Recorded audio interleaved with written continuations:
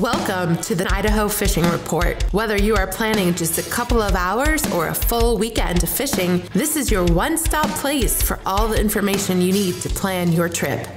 It's all right here, from weather forecasts and reservoir levels to the latest stocking reports and expert advice. And now, the host of Idaho Fishing Report, Jeff Cullers. Welcome back, anglers. I am Jeff Cullers, and this is the Idaho Fishing Report. All right, sorry for missing you last week. I was on the road for work and had some technical issues that we just could not overcome, so I apologize for that. Great show for you this week. Jordan Rodriguez is coming on here from Tightlines 208, and he's going to be talking trash, not the bad kind. He's going to be talking trash fish. So super excited. I've got your reservoir reports, and they are good this weekend. Can't wait to get out there and really just get some fishing done. So sit back and relax. This is the Idaho Fishing Report.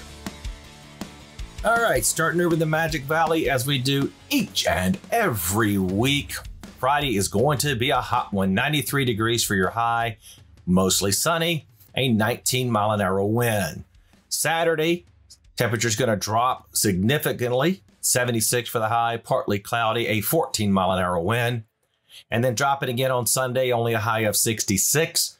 It is going to be windy, 21 mile an hour. Monday, it starts to creep back up with a high of 71, and then we see 80, 89, and 87 through the rest of the week with pretty steady winds at 9 mile an hour. It will be sunny. Your reservoir level and boat ramp information for the Magic Valley. Lake Walcott is at 93% full with an elevation of 42.44. The boat ramp is open. Littlewood is sitting at 93% full with an elevation of 52.33, and the Littlewood boat ramp is open. There are no major stocking reports for Magic Valley, but there are a couple of tournaments on June 18th. The Idaho Walleye Unlimited will be at Salmon Falls Creek Reservoir, and Central Utah Bass will be at Lake Walcott, and they'll be using the Walcott boat ramp. And that is your report for the Magic Valley. All right, folks, joining us as he does each and every week, journalist, owner, and creator of Tightlines 208 is Jordan Rodriguez. Jordan, how are you doing? I'm doing great, Jeff. How's it going? It is going fantastic. I'm actually out of town this week, recording from Reno, Nevada, down here for a work trip, but got some fishing done over the weekend at CJ, and it was a good weekend. Love it. Love it. You need to, if you're in Reno, you need to sneak down to Pyramid. I'll tell you what. I know. I've seen it. And I didn't bring any of my gear with me, but don't tell my wife, but there's a Shields right by my hotel. So I may have to make a trip over to Shields and then a trip to Pyramid. I think they could get you outfitted. I'm sure they can. All right, Jordan, what is that Tightlines 208 hot tip of the week? All right, Jeff. Well, this one's kind of maybe a funny one. It's something I wrote about recently in my column, and talking a little bit of trash. We're going to talk some trash. All right. So as in trash fish, which I typically don't refer to as trash fish, but we're talking non-game species. And so these, I think, for a lot of anglers are kind of unwelcome guests that occasionally show up, that eat a lure or bait that's meant for something else. And so for the purposes of this, we're going to focus on, there's really a couple main species here in Idaho. So of course we have carp. Everybody's familiar with carp. We have suckers, and we have pike minnow. Yep. So I'll leave it to you. Which of those tickles your fancy the most? Well, let's talk about carp, because at CJ this weekend, I saw some pretty big carp jumping down at the Bruno Arm. Yeah, absolutely. Well, yeah, anytime you have shallow water, especially this time of year, those carp are going to be up and kind of doing their spawning behaviors. So carp, unfortunately, are of the three fish on this list, they're the one that is an invasive species. They're not really supposed to be here. Of course, they have been here for many years and decades, and they've become so established in the Snake River system and some other places as well that there really is no effective means of eradication at this point. And as part of my article, I talked with some sources over at Fish and Game about kind of how they feel about these non-game species. And yeah, with carp, occasionally in some smaller fisheries that are what's called a closed system, where there's not necessarily an easy way in and out, They will do some eradication efforts. One example being Bruno Dunes Lake had a really big carp problem, and they killed them all off about 5 years ago and restarted. So that's really the only way of doing it. And that type of thing is really only possible in some of the smaller lakes and fisheries. So like them, hate them, or indifferent, the carp are here to stay. And they are big. When you do hook into a carp, they're almost always big, and they fight pretty hard. You can also go bow fishing for carp, which is kind of an interesting take on fishing, a little bit different than normal. So that's what we know about carp. I think another one local anglers think a lot about is Lowell. Lake Lowell definitely has an overpopulation of carp. And despite some mitigation efforts through the years, there's just really not a way to put a dent in that population. So yeah, I know, and it's frustrating because you see something break the water and you think, oh, okay, there's fish over there, and then you get there and you see about 20 or 30 carp just kind of pooling around, and you're like, well, that's not what I came here for. Right, exactly. And I mean, if you want to get into targeting carp, there's some ways of doing it. I think most of the time people catch them by accident, like on a worm or maybe some kind of a small jig. Some guys are getting pretty heavy duty into fly fishing for carp when they're up in the shallows and they're tailing, and there's a sight fishing aspect, and there's some similarities to some of the saltwater stuff that people do with species like bonefish and redfish that are tailing like that. So there are, some creative ways of kind of turning a negative into a positive and getting some sport out of them. But as far as, table fare and anything like that, definitely not the best as far as carp goes. And I've seen arguments on social media about it. There are some people that, say, yeah, carp's not, anything worth eating. But then there's other folks that will get on there and say, hey, if you cook it right, it's a really good fish. So I've never tried it, never caught one, so I've never had the opportunity to try one, but I've definitely seen the argument. So when it comes to an invasive fish like the carp, is that one that if you catch, does it matter if you remove it from the body of water? It's not really going to make a difference, is it? Especially when you're talking about somewhere like the Snake where there's really no way to eradicate them. Yeah, exactly. And that's a good point. I'll bring up a second species is the pike minnow. Pike minnow are actually a native species in our Snake River drainage, but there's places in Washington where they actually have a bounty program, and you can get paid for removing pike minnow from the river there. And that's primarily because they're considered a predator of steelhead and salmon smolts. So anyway, long way of saying there are scenarios in the United States, and I'm sure other places as well, where people are encouraged, or in some places even required, to keep a fish, harvest a fish if they catch one that's an invasive species like that. We don't have anything like that in place in Idaho. And reason being with the carp is you could literally go out and catch 100 every day, right? And it would not make any kind of a material impact on their numbers. So as far as what you want to do with the carp, if you do catch one, some people do prefer to kill the carp, and in that case you'd be recommended to sink them to the bottom and leave them in the river, where crayfish and sturgeon and other scavengers will kind of take care of it, as opposed to throwing them in a dumpster up on the bank where they're going to make a mess and really foul smells, especially as we get into summertime. So there's no requirement or even suggestion by any of the agencies to, hey, do this or remove them.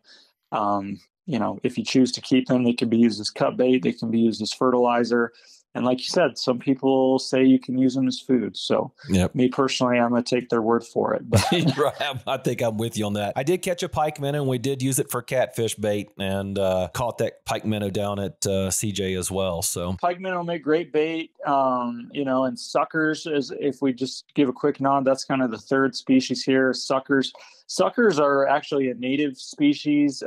They're considered a trash or a non-desirable, but they're actually supposed to be there in places like the Boise River, the Snake River.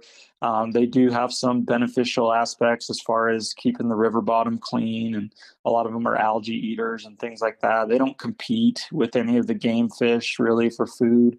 And like I said, they're supposed to be there. So those are ones where there's definitely no reason to kill one unless you're going to harvest it and use it as bait. And suckers and pike minnow in particular come in handy for me as cut bait for species like you said, catfish, sturgeon, even trout and other species at times. Cut bait can be an effective thing. So that's really kind of my preferred usage for these non-game, non-desirable species when I do happen across one, is to harvest it, fillet it, keep it in the freezer, and always have some cut bait on hand in case I need it.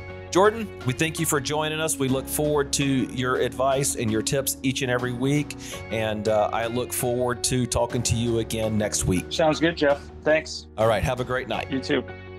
All right. Well, big thanks to Jordan there. And exciting news we have.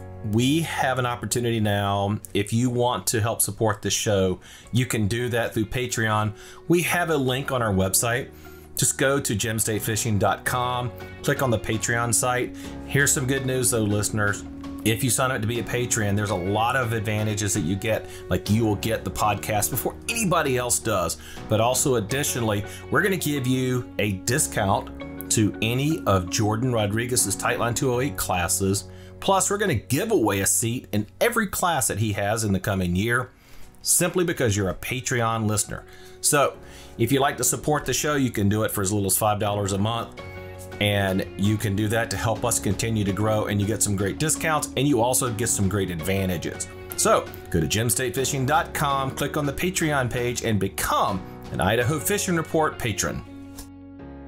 All right, let's look at the other valley in southern Idaho, and that is the Treasure Valley. Starting in Mountain Home, sunset will be around 9:25 p.m. 81 degrees for your high on Friday, close to that again on Saturday at 76. It drops way off on Father's Day, 69 degrees.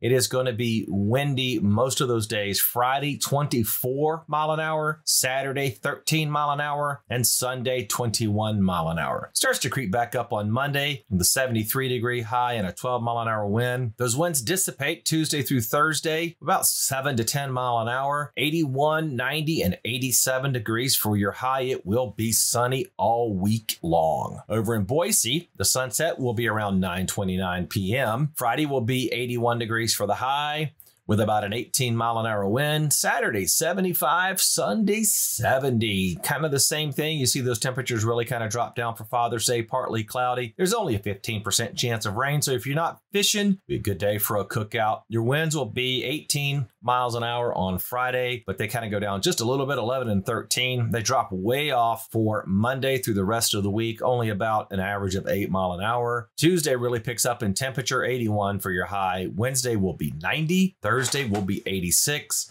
Sunny all week long. Let's look at those reservoir level and boat ramp information for the Treasure Valley. Man, those reservoirs really filled up this week. Good to see these numbers right here. Anderson Ranch, 86% full with an elevation of 4183. All boat ramps are open. Error Rock, 96% full with an elevation of 3213. Both the high and low ramps are open.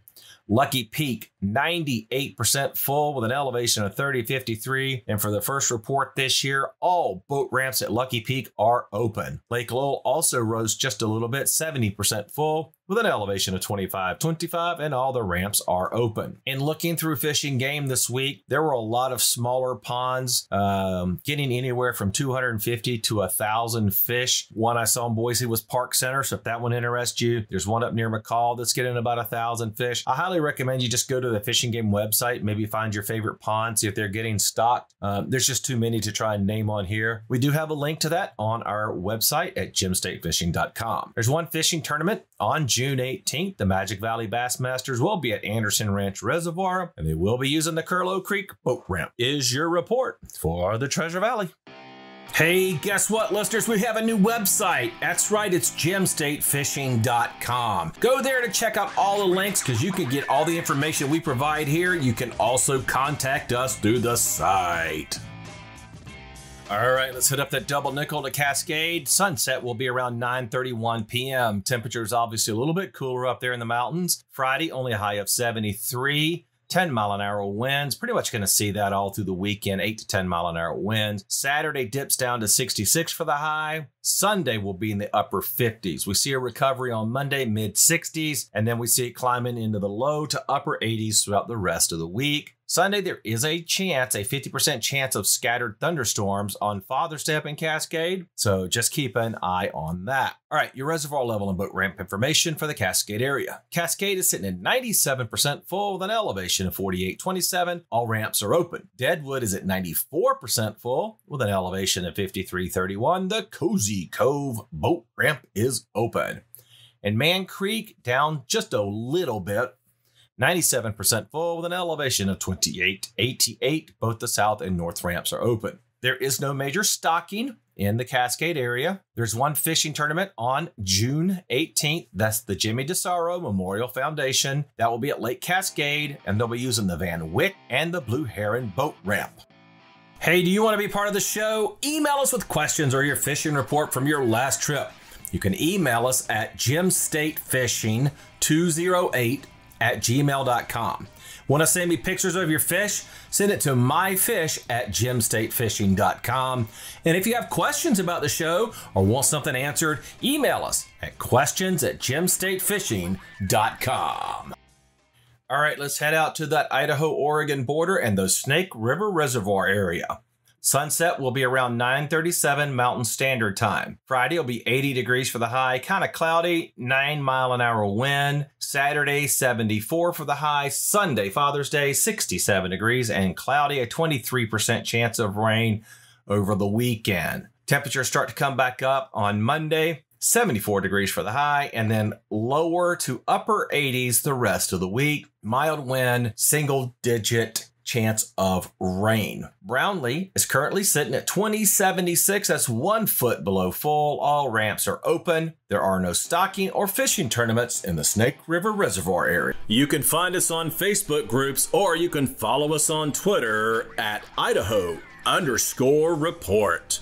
All right, it is time for your moon phase report. The last quarter will be on June 20th. The new moon will be on June 28th. Apogee will be on June 29th. So we're coming out of the full moon and into the last quarter here. We will have very excellent peak times around 6 a.m. on both Friday and Saturday. You'll also have 2 good peak times around 6 p.m. and midnight. Now those peak times are going to drop way off after that, and none of those in the excellent the rest of the weekend or next week. You will see your best times to fish between 8 a.m. and 9 a.m. and then again around the same time in the evening, 8 p.m. and 9 p.m. As we get closer and closer to that last quarter.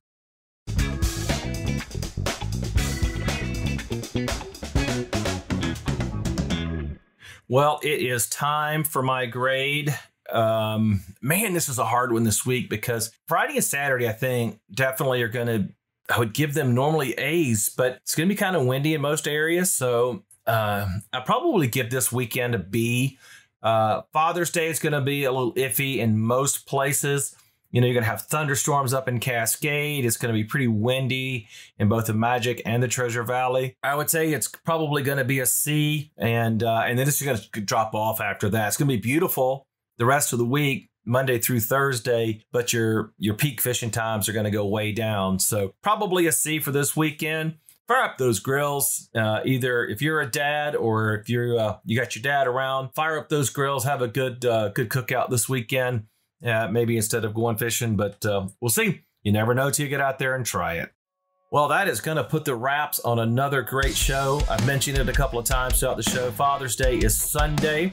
and June 19th. Wish all those dads out there a happy Father's Day. My father's back in North Carolina, and hoping he's having a great one out that way. To all of you, I hope you have a great weekend. It's been a fantastic show. Jordan came on talking a little trash fish, but there's definitely some advantage to those if you do catch them. You can use them for bait and other things. I hope you've enjoyed us this week. Thank you for being a part of the show.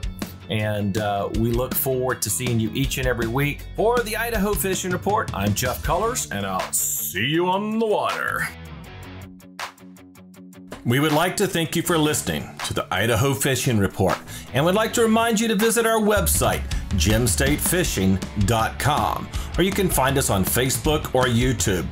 I'd like to thank our sponsors, our guests, and experts, as well as you, our listener, for making this show possible. This has been an Old Man Studios production. Join us next week for another episode of the Southern Idaho Fishing Report.